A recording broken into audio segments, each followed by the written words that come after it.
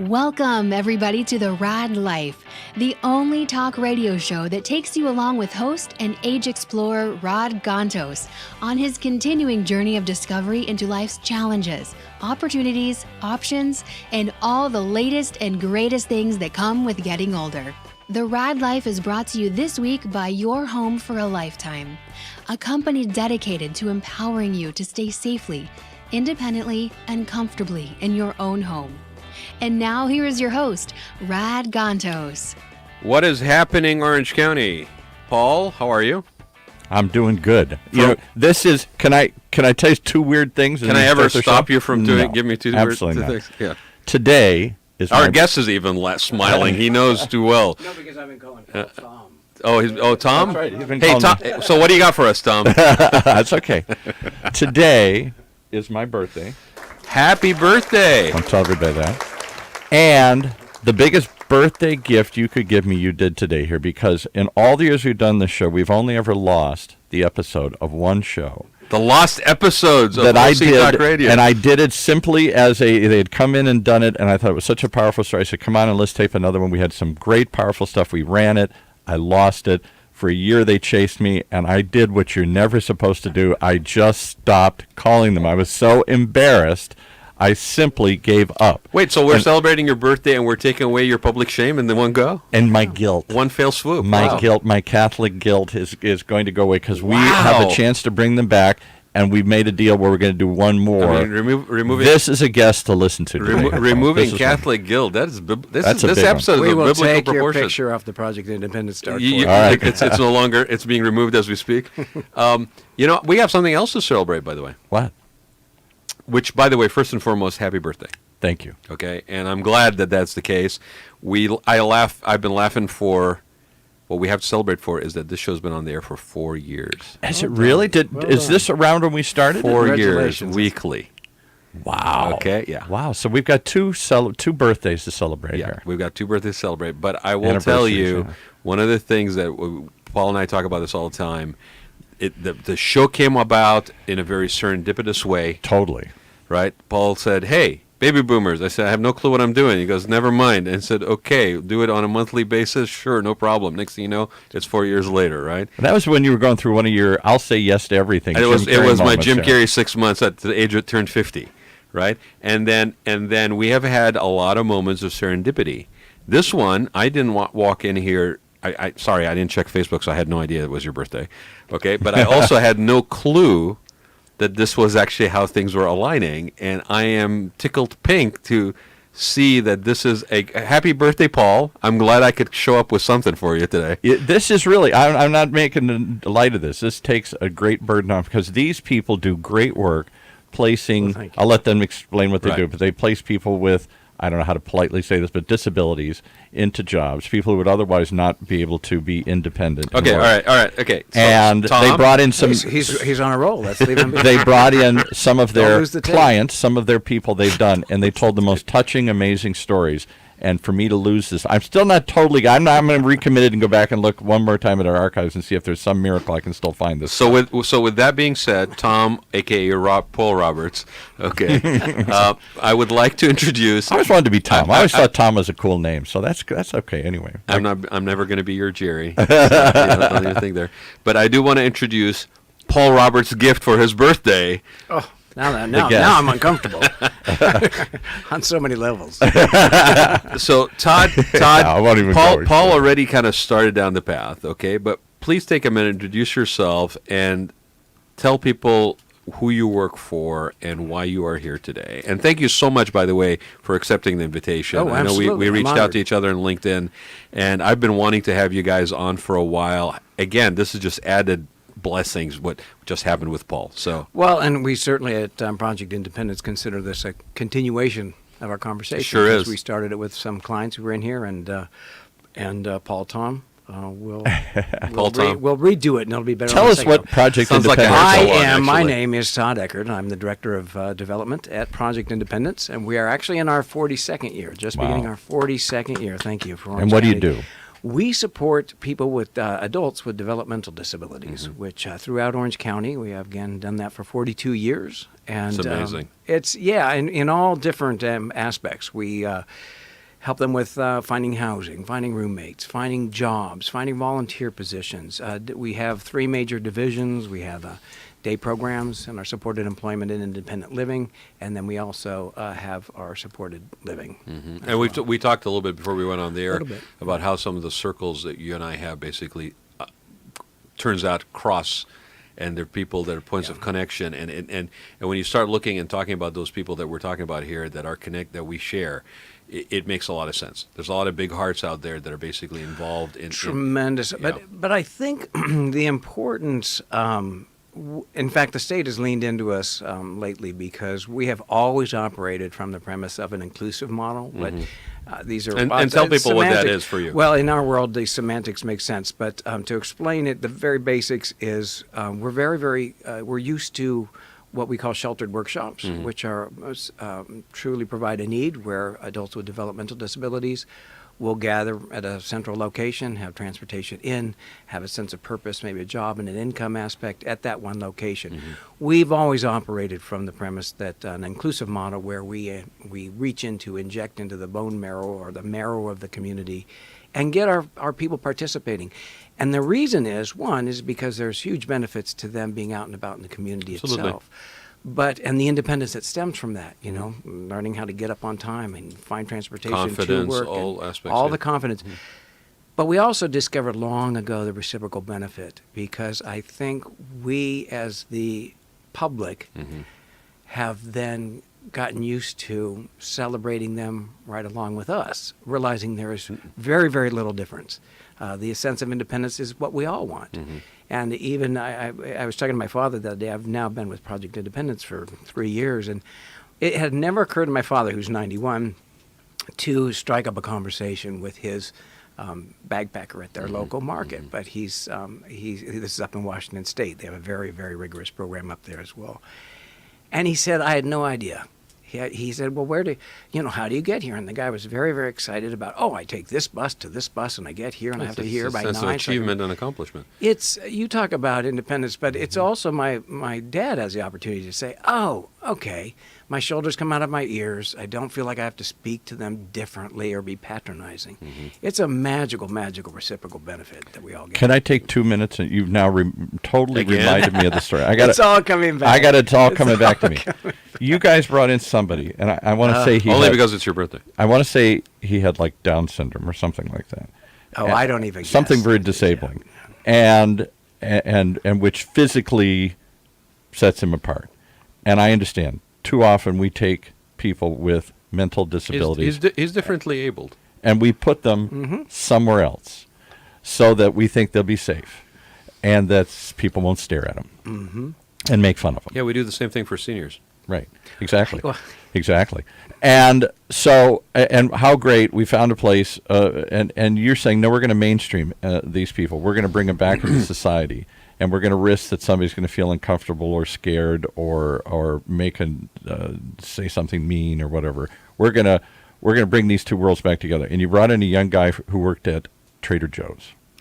I forgot we brought. I forgot we. And this guy, and you brought in the manager of the Trader Joe's, and I was doing the interview on that one, and I said, "All right, I got to be honest. Let's ask the uncomfortable question. Were you at all worried that your customers would go?" Ooh. To the manager. Yeah. Ooh. Or this guy's going to say something, he's going to do something, he's going to drop something, or just his mere presence is going to scare people away. Good, nice, church-going suburban women like myself or my wife, and because I said that barely talk to their neighbors. I would feel afraid to bring people into our environment here. They're going to make a mistake. They're going to make people feel uncomfortable. And people are going to just quietly go away. He said, yes, we were scared to death. Creighton. Oh, it's killing me. But as we brought this young man in and saw his enthusiasm, he said, it is what we feared we were doing turned out to be the greatest thing we'd ever done. Not just because it made us feel good. So what does that tell you, Paul? And we talk about this all the time, right? Yeah. It's the fear of the unknown. It is, and I, it's funny because, again, coming on to this, doing this for 4 years, last year, I don't know about you guys, but last year was a bizarre year just all around. Yes. Started off in a certain energy and vibe, and it ended up in a different spot. And, I had personal stuff with my parents who are older, and it kind of like I woke up on the 23rd, I think it was, or 24th of December. I'm thinking, wow, I actually could be celebrating Christmas without my mother right now because of a medical diagnosis earlier in March, and Wow. I've been so occupied that I didn't even wasn't even aware of that, and it completely changed my state of mind. But the thing we always talk about, okay, your parents aren't here forever. Well, yes, and but what we talk about is this fear of unknown. Whether it's the fear of unknown about your parents getting older, you basically facing medical issues, people that have different abilities that basically we are encountering. Seniors. What do I do with somebody that basically has incontinence, and all of a sudden I'm having to look at it because it's basically all over my sofa. And we do everything other than prepare. We actually run in the opposite direction, try to basically live with our blinders on. And one of the Not things... going to happen to me. Well, but not going to happen to me. But one of the things I really realized, Paul, and thank you again for the opportunity of doing this show. I realized that and people will ask me this all the time, it's like, how do you monetize the show? How is this show basically relevant to your interior design practice, right? And it's not. What it's relevant to... It's your life. It's my life, and it's relevant to the fact that if I had a thing that I'm thankful for when it comes to this show that is beyond measurable, is that it allows us to actually talk about some of this stuff and dispel some of the unknown, hopefully, whether it's about preparation for dying or hospice or whatever. Or being around people with mental disabilities. I told Paul, I remember when I first started, it's like the one thing I don't want to do is talk about incontinence for an hour or adult diapers, right? I said, other than that, everything is basically Although that will be next week's show. That will be next week's show. So, if you're really wanting Sponsored by to... Depends. and not to get anal, we'll really get into it. But I'm bummed, right? But just... Okay. But it really, what you're saying is a perfect example, spoken by the manager of that Trader Joe's, of what happens when you actually allow yourself to be exposed to the unknown. And I don't want to speak for him, but here's what I recall him saying. He said... We're just using it as an example, but I said, how did this turn out to be a good thing and not a bad thing? He said, well, yeah, it made us feel good. We're helping this kid out, and he was very excited, so everybody felt good about it on the team.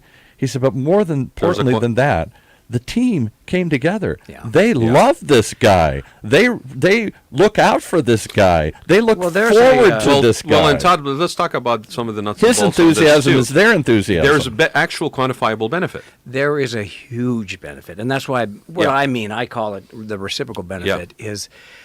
and Creighton Wall is the young gentleman we're talking about, who keep in mind, we for our supported employment division, we have a job developer who goes out, and it's not just we go and find legitimate jobs. These are not workshop jobs. These are legitimate jobs that are not made up jobs just to give them something to do. Yeah. And so we approach somebody like Trader Joe's, our job developer, and says, it's not that we're going to bring you a candidate. We're going to bring you the correct candidate because there's a whole different learning curve, you can imagine. And so some are involve more than somebody can possibly do in their learning curve comfortably.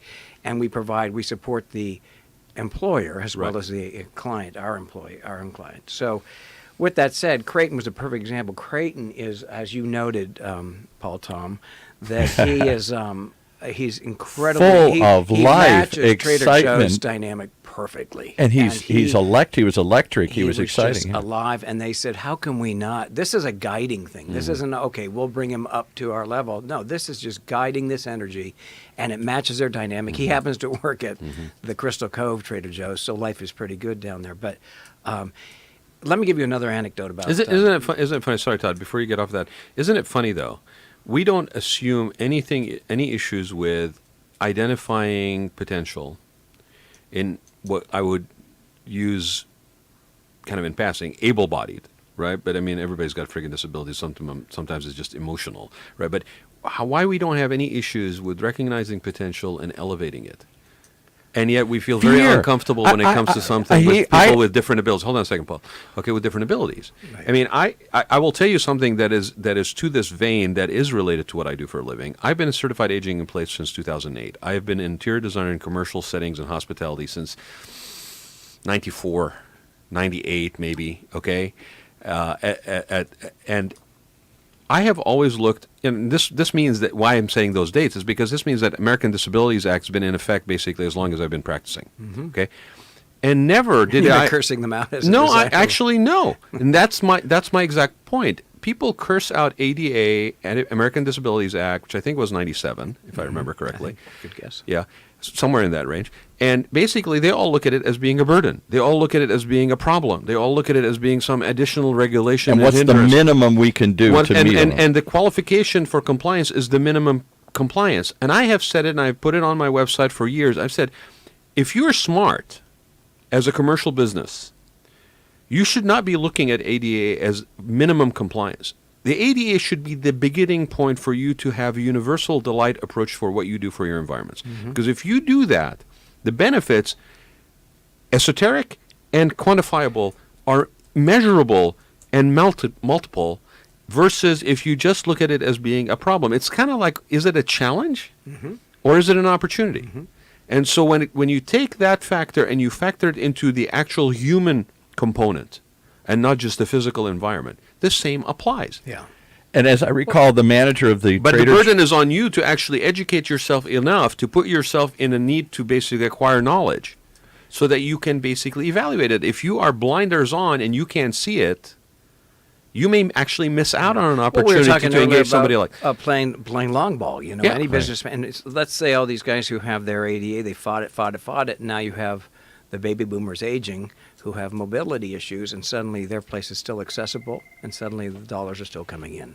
So they have the discretionary income to spend, yes, right? And yet your space basically does not accommodate that. And think if you are in a market that's very competitive, and none of your competition basically has this accommodation, and you basically become somebody that does. What does that do? It provides you as a sole provider of that environment. Which is why, by the way, for PTSD, for veterans. You know, I mean, that's also people with adult. And even why the warm and fuzzy factor, which is why we all think that these businesses reach out and do the warm and fuzzy philanthropy, is like baloney. Right now, what's happening is businesses are finding there's huge benefits to employing the disabled as well as the developmentally disabled, not just because of the publicity, right, but because of what you were talking about, Paul, is that it's and now it's built into the business models. It's what are called CSRs, corporate social responsibilities, are built in as good business practice into the business models. It's fascinating. And let me give you just three. I just want to spit these out, and then I'll shut up. The three that I remember him saying, the manager of the Trader Joe's, was one, team building within our organization. They fed off of this kid's excitement that he was there, and they looked out for him, and they came together and looked forward to cohesion. Him. Yeah. The second was the customers didn't reel from it. They responded to it in a real way, which meant they look forward to talking to this kid. They fed off of his enthusiasm, his excitement. And then the third tangible one that I remember him saying is, and this employee was the best one we ever had. We couldn't get anybody to stay in this job. It's a low-paying bagger job. Oh, my gosh, the retention. Let me give you two examples, and I think you may have even spoken with Marcel. Marcel just celebrated 27 years at IKEA. Bobby Spitzberg has been with Marriott, just celebrated. In fact, Marriott's grandson came to celebrate Bobby's 40th anniversary. Wow. Let's find an employee that's been at a job for 40 years. We should have that one on the checkout show. Let's find a company. Bobby's on our board. Let's find a company that actually acknowledges that kind of dedication this day. Well, Marriott. You named some really good ones for that Trader actually Joe's. have that. We have 66 employers, roughly 125 of our clients. So with that being said, part of the thing that we do on this show, and I kind of give you a heads up on this before, is the people that we sit down with here, like yourself, I really want to know, and especially when it comes to something that's care in a way and supportive services, it's a hard thing to be involved in. So usually people have their own personal journey of how they found themselves basically in the current role that they are. Now, I know that you have a diverse background. Okay, to say the least, right? So for whatever level of comfort that you may have, okay, Todd, please regale us with that, because I'm really curious and interested in people's journey. Like, how do you find your way? Because I believe it's a combination of serendipity. It's a combination of happy accidents. You know, you turn to the left instead of turning a right when you thought all you were going to do is turn a right, and you find yourself on this journey and path that maybe is less traveled, but you find yourself in a situation where you have not only a purpose, but possibly a passion for what you do that keeps you engaged. And that's a hard thing as we get older, that we continue to retain a certain drive to wake up every morning, especially when the job is a hard one to do. So you're probably explaining why my background is diverse, is because truly do want to wake up and go, I'm ready to wherever I'm headed. And that's been, as you mentioned, incredibly diverse. I mean, I was raised in the Northwest, went to the school in the Midwest, ended up in California, owned a business building interactive exhibits in San Francisco throughout the area. Got very familiar with nonprofits, who were the bulk of my customers. Yeah. Was at the same time starting an acting career, moved to when I realized I was almost eking a living out of that in Which San is a big Francisco. accomplishment in itself. Well, in San Francisco, that's a small market, Yeah. so I realized it's a volume game. I moved to LA and did it full time for 15 years. So What kind of stuff did you do? You know, you say passion, and I say I was one of those odd actors who was not. I say not burdened by passion. I love movies, I love film, but I treated it as a business, and that helped. I had friends who had Yale degrees in acting and could blow me off stage and screen, but I booked because I treated it like a business. Anything that you were in that you... You know, most of the shows I did are off the air now. I mean, I, of course, did all the soaps and stints on the soaps, and I did things like Ally McBeal and Malcolm in the Middle and Just Shoot Me. And I loved Ally CSI McBeal. Miami. Oh, yeah, it was good. It was good. Well, talk to me later about it. I'll tell you what my episode was. But no, it was David really Kelly fun. Show, yeah. It was a lot of fun. And then a 15-year run, you kind of know when you've had enough. And my girls were born. We had a wonderful home in Topanga Canyon, and wanted to give them 10 years back east before we knew we'd resettle in California, which we did 4 years ago. So we were back in Annapolis, where I did, and that's that actually kind of leads to where I am now. Is I obviously I'm not going to act full time in Annapolis, Maryland. Why did you pick Annapolis? When my wife at the time she was living in Annapolis, and I was a cute little town. It's Annapolis is cute. Yeah, it's kind of a California East Coast town. So. Had a great time, did commercial real estate for a while, got to know the area very, very well. So I was recruited by a foundation there for the local hospital, saying, you know, all the cast of characters. The transition from actor to commercial real estate, I was ecstatic because I was no longer representing a commodity of me. It was something else. And then that transition to the foundation, it was great because I was representing a greater cause than just the buck. And so then I come out here and find Project Independence, and they find me. And it's magical. How did you find them?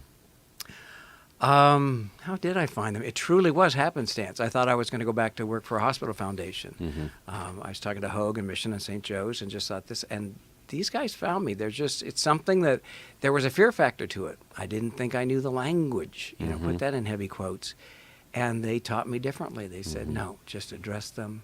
Because I've dialed it back, but I can be a smart aleck for being PG here. And the boy, do not talk down. Do not talk down. Come at them full, and it's magical. They're no different than you or I. So as Paul discovered when he was interviewing the clients when they were in here, in fact, he had mentioned there was a gentleman. I don't remember, the manager came in, and we had a Home Depot. Home Depot is one of our wonderful employers, and we had a manager. I was going around doing when I first joined, I said, well, I'll go around and thank these. I'll commercialize us. I'll go out and thank these 66 employers we have and say, thank you so much for stepping up. And I finally got stopped by a manager at the Home Depot in Santa Ana. He said, Todd, I think you have to dial it back a bit. I think we love working with Ben. We hired Ben, but what happened when we hired Ben? Talk about reciprocal. He said, I used to refer to my team as aprons on the floor. Hopefully you can find them. Hopefully they'll be resourceful. And hopefully they'll be nice to the customer. We hire Ben, and Ben came in there gangbusters, ecstatic to have his first job, got there early, read the newsletter, understood the products. Customers loved talking to him. He said it raised the whole bar. Suddenly my team was showing up on time. They were far more engaging with the customers. They understood the products. And so the bar is being raised. And anybody who's ever been involved in a team environment understands exactly what you're talking about. Cool. You have somebody that is basically a catalyst for change. You could spend unbelievable resources, financial and otherwise, retreats, training, whatever, forever, and not have an effect of somebody basically by example and without basically doing it in your face, coming in and actually by example showing a different way. Raising the bar is an exactly correct way to put it. And all of a sudden, everybody around that is not walking around basically being pissy, but is a normal person, is looking at that, and it engages, and it is a contagious thing. That energy. But thank you. Just explain why. Let me it's easy challenge to get out you of bed in both, the morning though. and come to work. Let me challenge. The inspiration's right there every time I come. Rod works with big resorts, Four Seasons, what's the one done in the Phoenix? Monarch, Ritz-Carlton, all that kind of stuff. Very snooty, very high luxury brands. If you put somebody with a learning disability, Down syndrome, something in one of those environments, wouldn't they be terrified that they would screw up, scare the customer? Paul, you read my script because I just came from Bobby Spitzberg's 40th anniversary party, and I was leaving the room. They said he's the only employee that more often than not guess when they leave the hotel, and that's a very nice hotel, the Marriott over in Irvine. Yep. When they leave, they make sure to say goodbye to Bobby. So tell me if that bar is not being raised. No.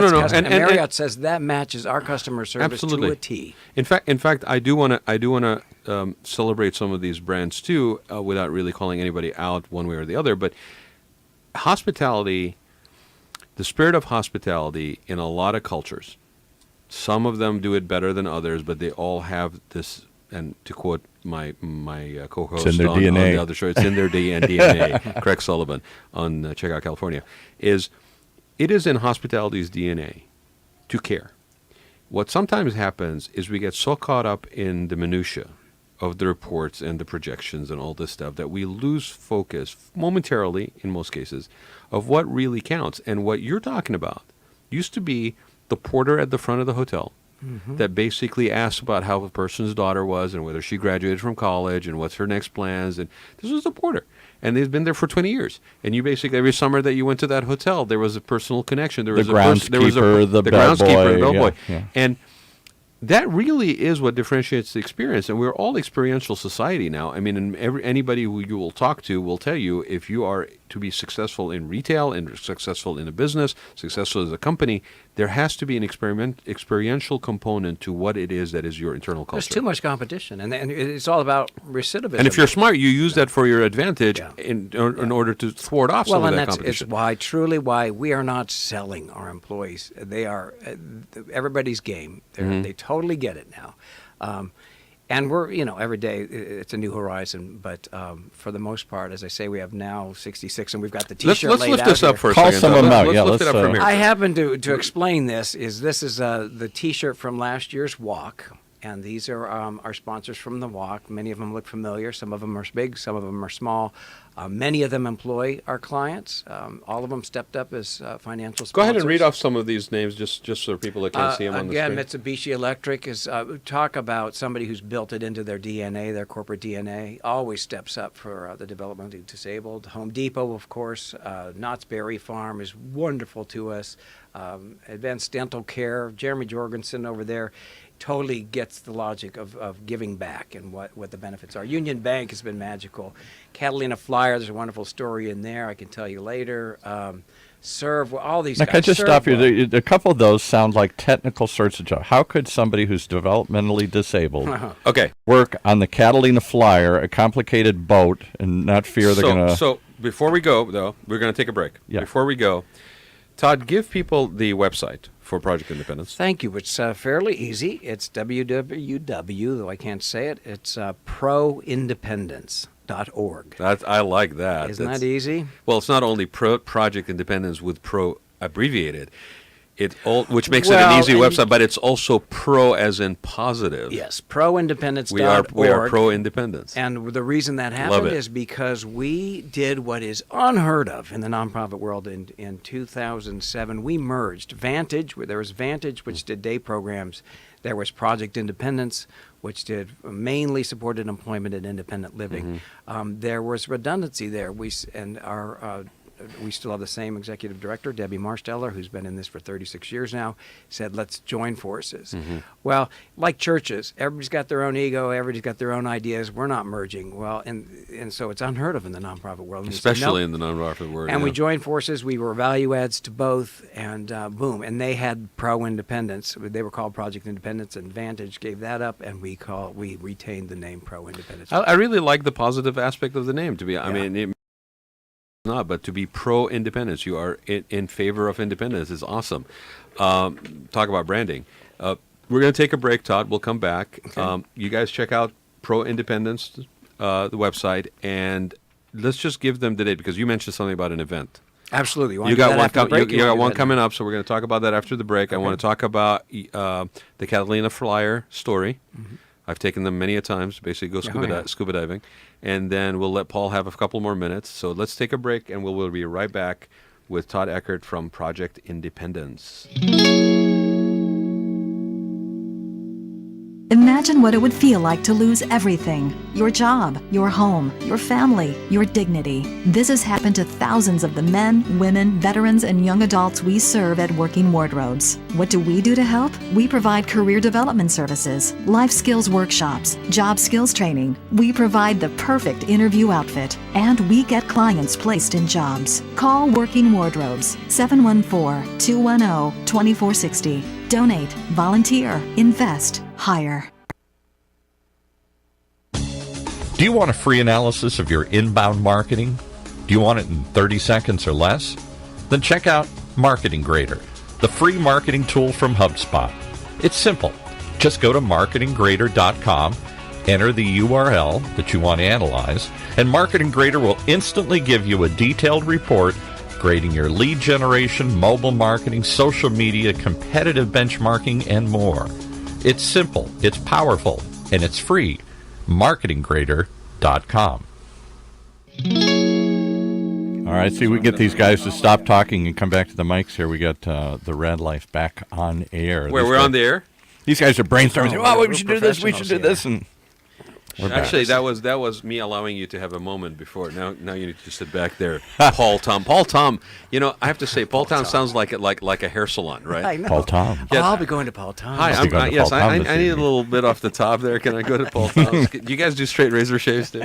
Okay, but we're back, everybody. Thanks for joining us for another episode of the Raad Life. And Paul Mitchell's on the T-shirt. I'm pointing that out just because they're my favorite. Great location, by the way. Yeah, I love Paul Mitchell. Magical place. Yeah, and a shout out for their location in Soka. Yeah. Tell me about the flyer, the Catalina flyer. So before we went, hold on a second. Before we went to break, we were talking to Todd Eckert, development. Why am I blanking? Todd, what's your title?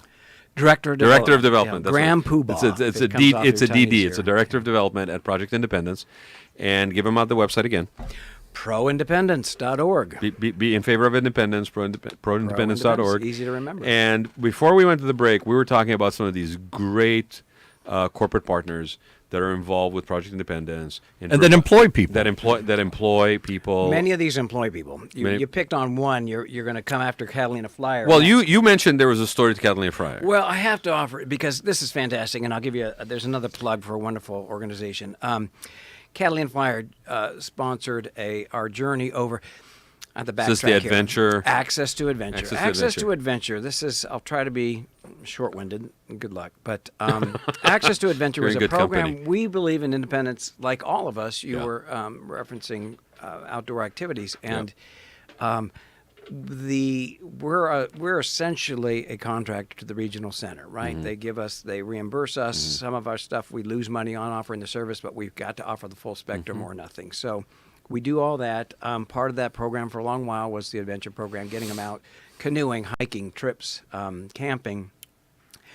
When that funding left the building, they said, "No, we don't need that for independence. We have a remarkable staff." And the nonprofit world, the funding mechanisms have really changed, right? Yeah, I mean, dramatically. Right. Well, I wish they had changed dramatically. I think our rates are not necessarily to the better. No, mostly not. Yeah. And our rates have been stagnant for years now. So we're basically don't get me started. Well, you guys this is why I was hired to raise money. Yeah, you're definitely a challenging process, and you have to really be very good about it. Yeah, it's and it's very tough. But with Access to Adventure was a program that we desperately want to reintroduce. We ran it on volunteers, but our remarkably compassionate and underpaid staff ran it on a volunteer basis, and they were getting fried. So we had to do away with it.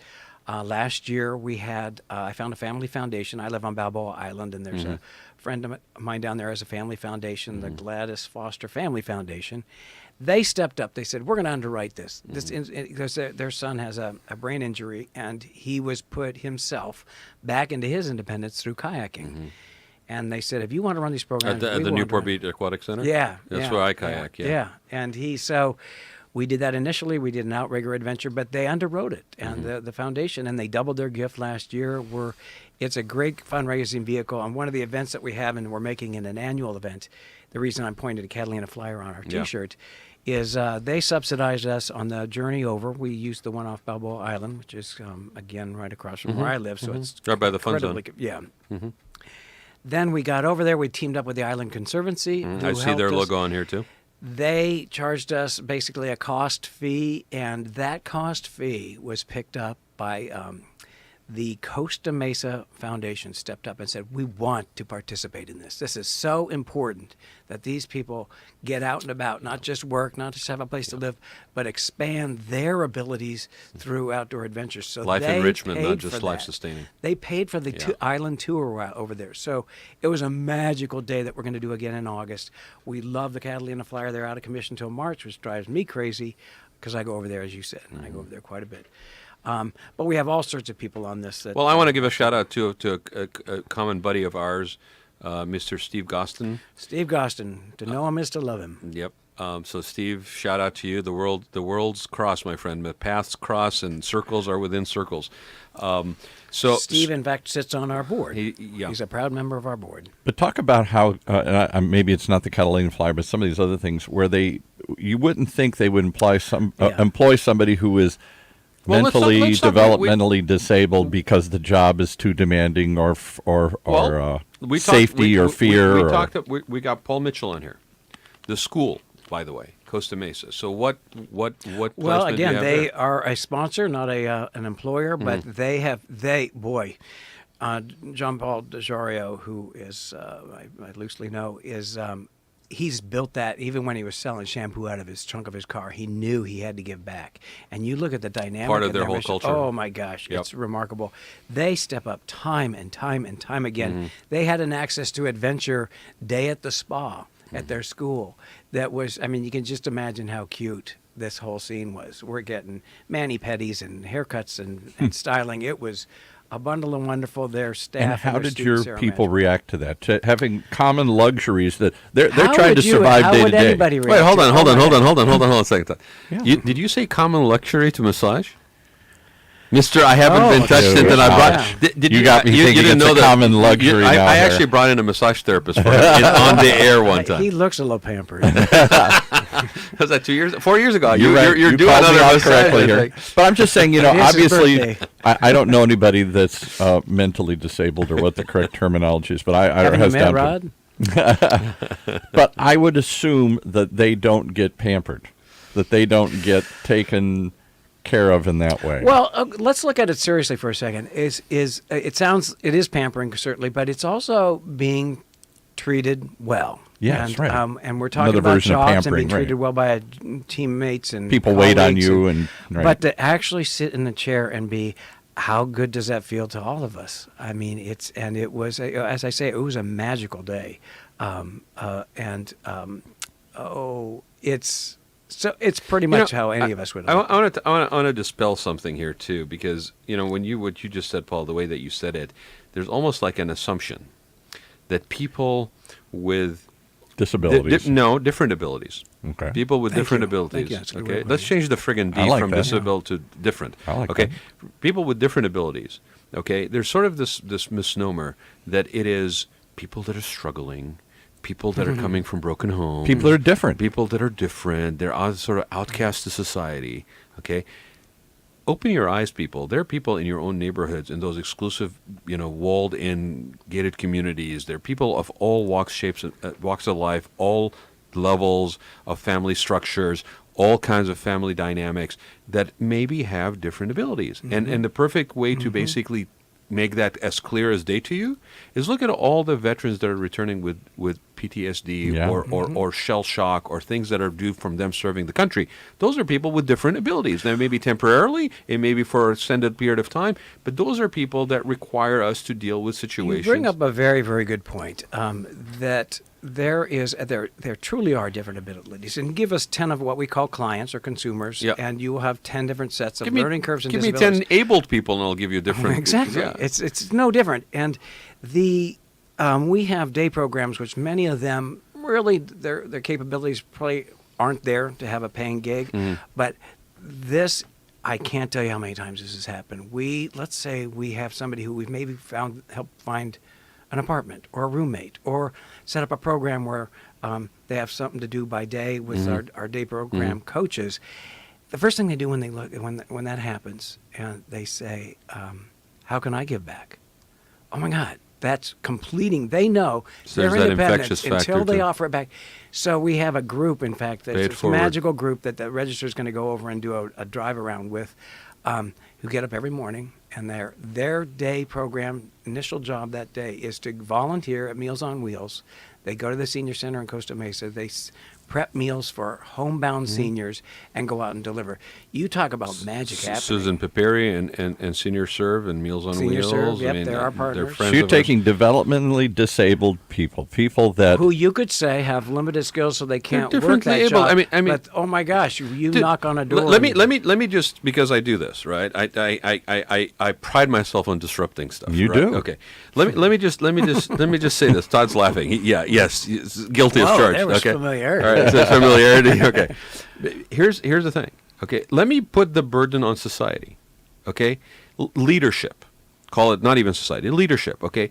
A good leader or a good leading entity looks at people for what they can bring and able to What do. they can do. Not what they cannot do. Correct. And if you do that, then everybody has something to contribute.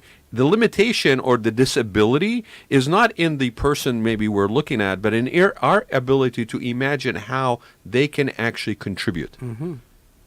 Can I say the ugly word in the room though that I gotta believe, and I might That's your job. might- That's in your DNA. I might be the negative naysayer here. Well, anybody How do who's I say been this listening to the politely? show- That's quite a build-up. There is a ick factor to being around people with disabilities, like an uncomfortableness that makes many of us, as much as we want to be careful and considerate and kind, uncomfortable. Well, and I think to call it an ick or a discomfort, I think is truly needs to be said out loud. Right, yeah, Because yeah. I think in this day of political correctness, we kind of can pen ourselves in to doing nothing. Right. And instead of saying, Or to hey, putting them aside in a way it's where they're like taken care going of. back yeah. to my father, it didn't occur to him to talk to Brian at the market, and suddenly he was going, oh, Brian's just like my sons were, wanting to find his own place and take the right buses to work. So you dispel that Yep. mystery, and I had to do that myself. When I was initially hired by our director, I said, well, I'm not really sure. How do I approach these people? I'm not, this is not my education. And she said, just talk to them. Just talk to them. And that's what it is. Yeah, but it was a lot of that differentiator was in your own head. Oh, it was all in my own head. Right. And because many of them are just like a lot of our friends. They can be a pain in the rear because their personality is, there's a personality there. So does society and that's do a what- disservice by trying to take seniors who have an ick factor when they're peeing in their pants, people, disabilities, we're uncomfortable around, and putting them, we protect them, we say, by putting them away Are we somewhere? really protecting them, or are we protecting ourselves? That's what I'm getting at. Well, I mean, there's a reason that Fairview is being closed down, and they're saying build these satellite hospitals will be more cost effective, but also there's an element to saying it's not working to house. It's not working across Right. the board. It's Right. not financially sound. It's not socially sound. And there are, and Rad, I want to come back, and I'm going to call you Rad because I love that San Clemente Rad. So it's the Rad Life. Even though I don't Rad, surf, let's and go surf, You should. I should. At But this point, I have think to. that we have to pay attention. It's more efficient and it's more effective socially, as well as financially. Well, for forever and ever and ever, because of simple, stupid stuff like zoning codes, They basically don't build senior housing in areas that are residential. No. They build them in commercial or light commercial zones, right. zoned areas. Yet, if you really stop for a minute and think about it and take it one layer away from you, which is, let's say, your parent or an older family member, and where you would see them house, and then take it forward and say, what happens to me? We're up there, we're 20, 30 years maybe Not me. At best. No, you're sooner, right? But basically, My birthday you're going to today, find yourself in that environment. Yes, your birthday. Do you want to tell everybody what your birthday is? It's my birthday. Yeah, today. you look right on the precipice. Well, you should see. You should see him in cargo pants. There's a visual. Oh God! I turned 63 today. 63. And by the way, just kudos to you. You're not wearing your cargo pants. I'm impressed. Only because it's cold out. Okay. So the thing about it though is here's an example. It's not about differently abled, developmentally abled or disabled people. We're talking about seniors. And society basically wants to build things, which there's a lot of market in it. There's a lot of money in it right now because we are completely understaffed and infrastructured, if you will, to take care of seniors. As 10,000 people turn 65 every day, right? And we have 71 million people that are baby boomers basically in the country, right? But they build these buildings outside the realm of the familiar infrastructure, the corner park, the proximity to multi-generational, And where they're I don't locked. look out of my window and all I see are people like me, but actually see young people, maybe not a crying child next to me, but I see young people, I see families, I see life. Well, you know what you're describing. You're describing the olden day. I mean, go way back where you've got high density, was the norm, high density urban dwelling. And I don't know why we're so in a hurry to be in this Well, what's bubble. funny is out of financial necessity, it's really funny. There's a karmic justice to the planet, right? It's coming back to that. There is because of financial necessity, because of the recent recession, and we're not immune to another one.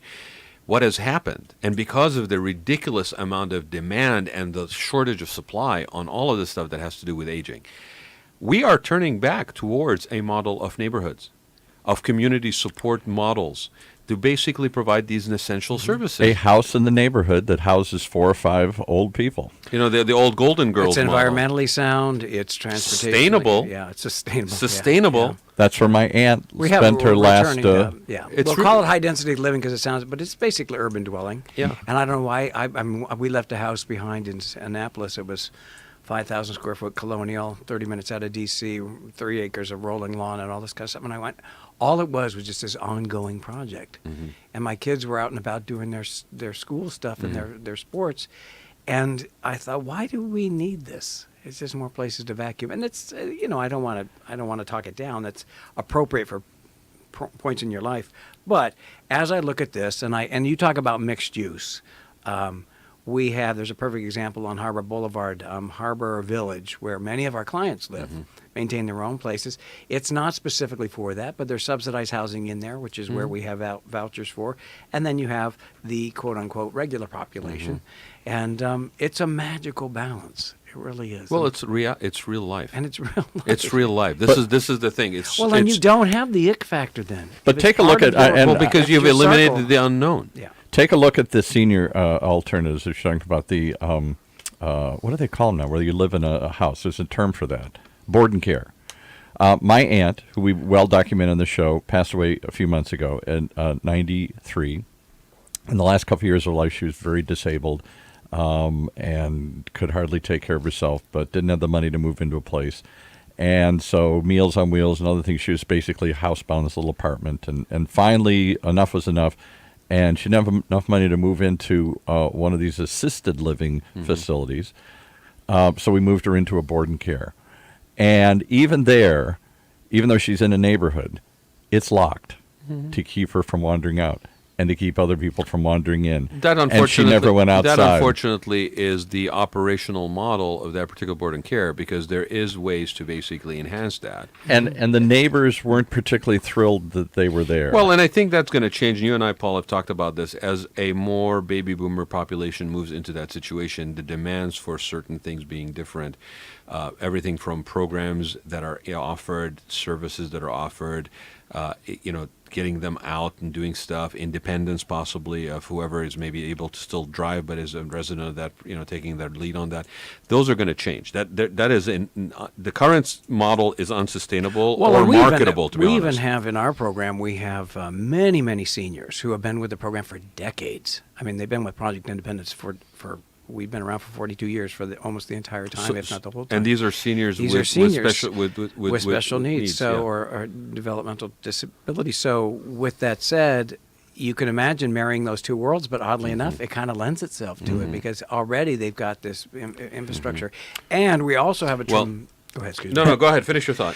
No, but we're also, the magic of science, many of our clients their life expectancy 20 years ago would have been very short, and they're outliving their support, which is their family. They're outliving their support system, which is why I've been brought in to bolster support. The biggest fear of any parent. The state is slow to build up a head of steam. Well, and I'm going to add another layer of reality that it only dawned on me relevant to this when you're talking about people with special needs. Recently, is that as we always think about this as being sort of, it's limited to a certain age factor, like in our mind we package it in this way, I don't know, for whatever reason. But the reality is this: imagine if you are the parent of somebody that has special needs, and you have the means to basically provide for that person in their own home, but then also required to basically tap into something like Project Independence for employment opportunity, skill development, what have you. Now, you as a parent, an able-bodied parent that is getting older, start to panic. How do you secure because it was safe continuation? You know how you do when it. you're gone, because you won't be there to help them. We have a tremendous amount of a tremendous amount of our donor base is tied to us very personally. They maybe have a son or a daughter, a niece, nephew in our program. Many of them totally get it and are building us into their estate wills. They're saying, "Oh my gosh!" Suddenly they're going, "I'm not going to be around." Yeah. I have to make sure that Project Independence stays viable. So we have a planned giving department. We have it's not now. It's just it's going to come eventually, and it's a very, very tough conversation. The gentleman who was in here earlier talking about annuities, it's the same thing. You've got to plan your estate and going, oh, okay, Brian, we aren't going to be here for him, and we've had Project Independence for 35 years working with him. We want to make sure that they're still working with him when we're not here. So I'm going to ask you a question, and you can answer it or not. But I'm curious. I'm curious, relevant to the I won't even go national, but let's say local. How is the local leadership, the sort of policy-making leadership, how is that leadership engaged in this? Because this is a reality of our life in an aging population. I will tell you, it's an interesting question and this is something that or is it left to you guys to basically deal with? We advocate. We're in Sacramento a lot. We're up there advocating for the cause. I will say, though, in our world, California, Washington State, Oregon, bear with me, I think New York, there's some states that have really stepped it up over the years. Landerman, when it kicked into gear and said, we have to care for these people at 22 years. I mean, that was California stepping up. Washington's done it in its own right. And detail, you're throwing that out. I don't even know what you're talking about. The reason I even asked the question, Todd, I kind of set you up a little bit. You hopefully have the answer. No. You caused your own question, because I was checking you out as I usually do on social media for people that are coming in just to get a sense, and I added you because I could tag that you're going to be on the show. But I looked, and you posted something that I thought was very interesting. You posted a picture of the Golden Gate Bridge. And you talked about because that was my you're on my personal. Yes, but but you know what? I don't cut this interview short. But how do you because you're personally involved and invested in what you do professionally. That's why you have the passion to wake up every morning and basically do this. This is part of your makeup every day, right? It's what enriches your soul as well as maybe pays you a salary. Absolutely. Okay, so you said something relevant to the state of California, which, again, I am a big fan of the state of California, and I really... You like the surfing references. Well, I just... No, I don't surf, but I despise people who basically knock California down. Oh, a lot of them out there. Okay, and there's a lot of them. Okay, you want to leave California, then leave California, but don't live in California, and while you're looking at the beach, basically badmouth the state, okay? And I'm not going to be popular. But don't tell me you're chasing businesses out of here. It's like, please. Okay. They're staying. Okay, develop your own sense of reality, for God's sake. So you said something. What did you say on that? That actually, I was stealing a quote from Robert Reich. Who's a hero of mine, and so now you know where my politics lay. But he's the voice of reason, and he worked. We are politically neutral here. Oh well, then Paul is. I'm not. This is not. I'm with you. This is not. This is not political. This is humanity, fact, right? Yeah. So, but I give Robert Reich, the huge- former labor secretary for under the Clinton yeah. administration, who now teaches at what, Berkeley? Right. which says its own right. But I quoted. I happen to be quoting him at that point, but I will say, It's a very in sensible fairness to quote, yeah. California, and I always am shocked that people push back. I think it's out of jealousy on California, and our a donor state, progressive ladies and gentlemen. Yeah. is that we have our. I look at my business of supporting people with developmental disabilities and how far ahead. We have a gentleman who works for us, severely autistic, but different talents. Was brilliant at data entry, so we just give him his office. And his father had to pack up because of cost of living. He decided to move to Texas. Well, I don't want to say anything against Texas, but actually I do. But talk to me later.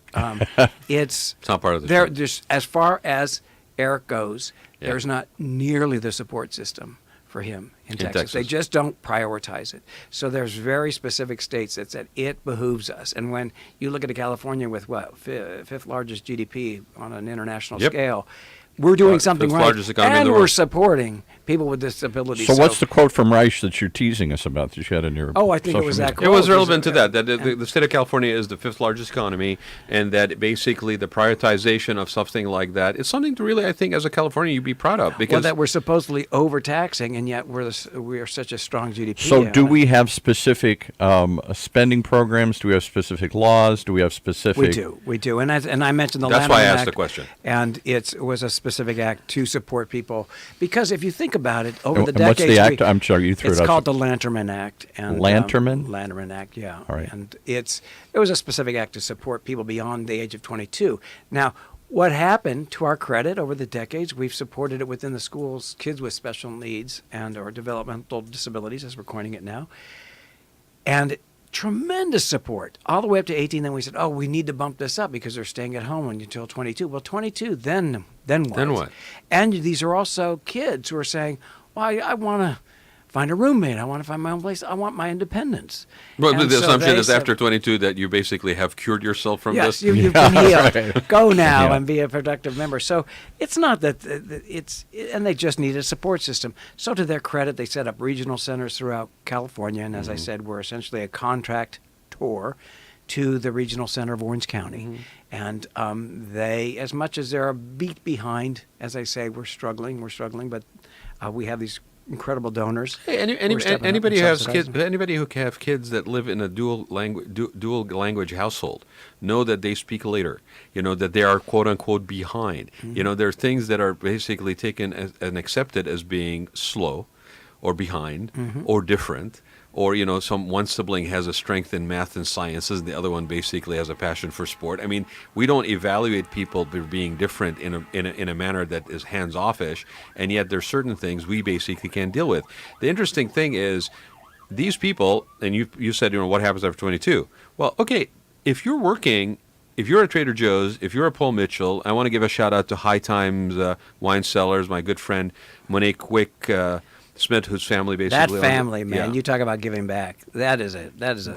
You know what? Just, Every I don't single even one. drink and I go hang out Right, there. yeah. 'Cause they're so sweet. And I want to give a shout out to Monet, and I want to also thank her. We had a show, an episode of the Lux Live that aired today, that they made the facility available for us just before New Year's to shoot with one of the vodka companies there. Oh, nice. Carbonati Vodka, another shout out for them. They're a great company as well.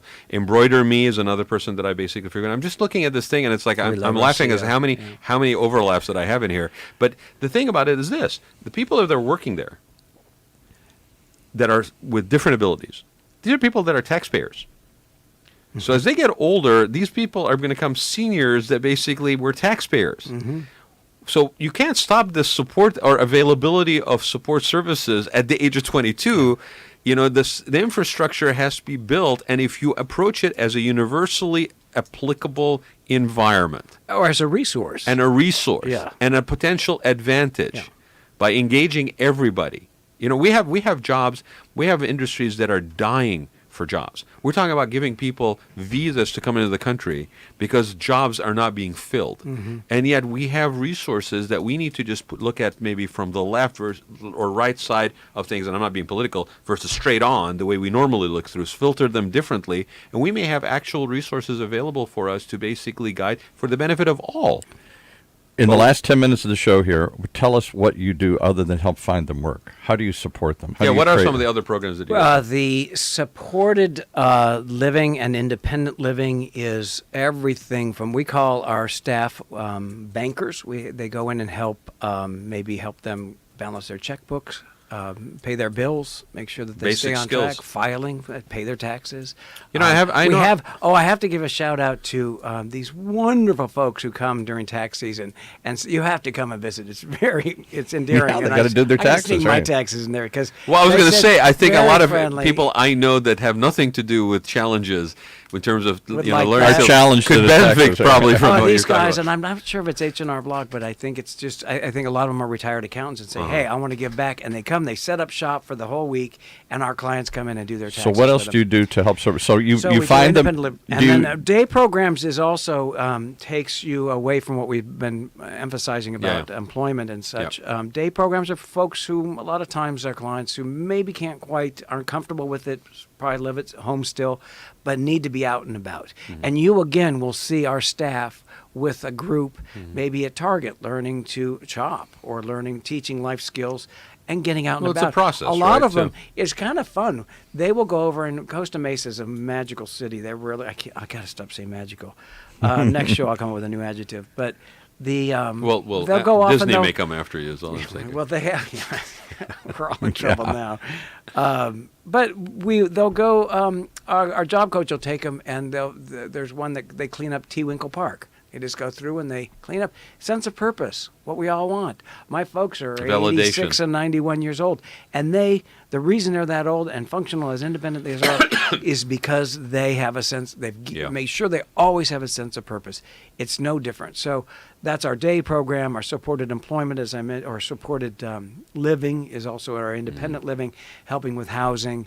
And a footnote is WIPA, which you had mentioned, and please don't tell me, I have no idea what the acronym is for. That is from SSDI. That is the Social Security Department. They saw what we were doing and said, you know what? It's going to be more effective, more efficient to put this benefit navigator, for lack of a better term, inside the walls of Project Independence. Not just serving people with disabilities, but just people who are maybe out of work for a bit. How do they not lose their benefits when they go back to work? So we have those negotiators, those navigators within our walls. It's kind of neat. So we're setting what we will be doing, and we're working with our mutual friend Steve Gostin. Yeah. We are setting up the Project Independence Center, which we will have other facets that support our population within our offices. And the point Which I is was very exciting. hoping you were going to detail is what I recall from the interview earlier. I'm glad you brought that up. Steve mentioned it to me, but I wasn't sure if it was ready But to if, go. if somebody wants to employ one of these people, take a chance and say, I'm going to bring one of your clients in and I'm going to give them a job. Okay. You don't just walk away. You're there to make sure they show Thank up on you. time Thank and they you. know what they're doing and whatnot. Paul, that is you can see I'm struggling. I'm going to say Tom. That's all right. That is so important. Thank you. Our obligation and our duty is to the employer as well as the employee, because we step in and we say, this is a legitimate job. You're looking for a student or whatever to come in and face products in Data entry, bag in something, bagging whatever. Yeah. or whatever.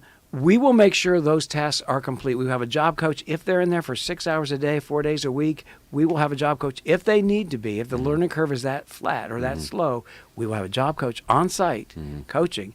And more often than not, like with any of us, the learning skills increase, and so the coach is there less and less. But our responsibility is to that employer. Yeah, you don't just throw these people in and No, say good luck. absolutely You're there not. to support them throughout the process. That's Make sure it And happens. we also don't want them, the employee, the client, to get discouraged. Right. Yeah. Can't Well, do it. you're right. setting up for success for everybody. Yes, thank you. Yeah. How do people get involved? Last 5 minutes. How do we get involved? It's funny. Normally, this is, if I were your typical if I were your typical nonprofit, I'd say, volunteer. Well, they go to proindependence.org and check out the website. But what are some of the ways? Like volunteerism would be one. Volunteerism. We don't. Oddly enough, we don't lend ourselves to volunteerism because we have staff for what people would often volunteer for. We need help raising. How big is your staff? 135 people. It's a large organization. And so what we need people, and they're welcome to contact me directly, 714-549-3464. Operator standing by. Ask for Todd. And we're looking at this T-shirt again. We do our annual Walk for Independence. This year will be September 7th in Tewinkle Park. It's our 10th annual. It's our big fundraiser. We have 300 people show up, family, friends, many, many clients. It's a bundle of wonderful. It's more of a less of a walk. Of wonderful. Well, it's more. We call it the meander. Meander won't look as good on the T-shirts. But versus walk. The meander. Follow our meander. Because a lot of our clients will there be food and do I have to walk? And no, you can meander. But we have all these partners you see here and many more set up shop, and we just have a wonderful morning on September 7th this year.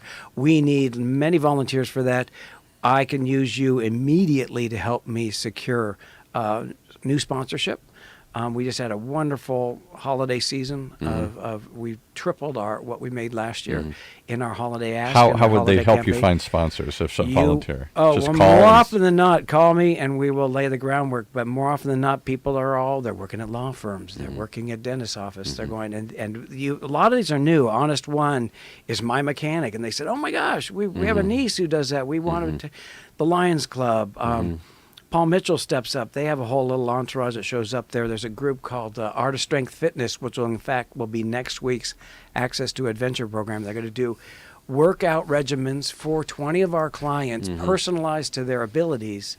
And then Steve Gostin, our new friend, is going to cater it. He's going to have his folks there. That's fantastic. So coming for that. So we can talk about this, I think, a lot longer. Okay, so I would really like to extend an invitation, Todd. And if it works for you, maybe we shoot for the last episode in January of the Raad Life, which is will be on the 30th, Wednesday. I'd like to take this to a level where you've laid the groundwork for the organization, you've shared your own personal story. I'd like to basically extend an invitation, or an extended invitation, to anybody that you would like to either bring into the studio to share on their own personal first real life clients, whether they're real life clients, board members, anybody you want to bring. Employers, we probably can accommodate about 4 or 5 people in the studio total, and then we can always have people also call in and share. Okay. I really would like to have people hear for themselves directly from the source. We joke that I can you wouldn't know it because I say wonderful too much, but I think I can speak well, but our best ambassadors are always our clients. They would be ecstatic about. And you and I will talk, and we'll provide. Maybe we'll have Bobby Spitzberg come in, and he can talk at 40 years at Marriott. I would love that. It's his story.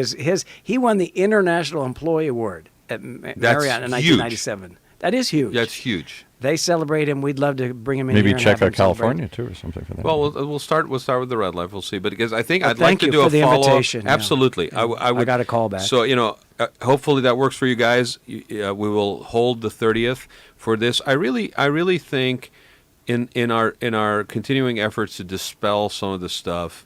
To have those difficult conversations maybe at some times. I don't think this is a difficult one. I think this is just a matter of being exposed to things, and an educational one. Yeah. Have people actually share their own stories that they're comfortable with, their own successes, their sense of whatever. It may mean different for one person or the other. But I'm opening the doors. Bring them in. Have them call. On the 30th on the Raad Life. Hopefully you guys can join us. I would love to. Put us down. And as far as I'm concerned, you can say magical and wonderful as many times as you like on the show. Now I'm going to Webster's before I come on the 30th. So thank you, everybody. Thanks, Todd. Thank you for being here. It was a pleasure. Really a pleasure. Paul, Tom, thank you for birthday. handling, and happy birthday handling the. thanks everybody for joining us. It really is episodes like this that make me want to continue to do the show now in its 4th year. I've got chills right now. I really get a chance to actually sit down with wonderful people doing wonderful work once a week, and it's a little vacation for me that keeps me rooted and anchored at the core of what it means to be involved. So whatever you do, it's 2019. Please look at ways to basically give back, pay it forward, whatever you want to call it. I'm not going to use cliches, but just extend yourself in something that is really rewarding to your soul. And with that, I bid you adieu, and we'll see you next week. You have been listening to the Raad Life Radio Show with your host and age explorer, Rod Gantos, brought to you on the one and only octalkradio.net. Join us again next week as we continue our journey of discovery into life's challenges, opportunities, options, and all the latest and greatest things that come with getting older.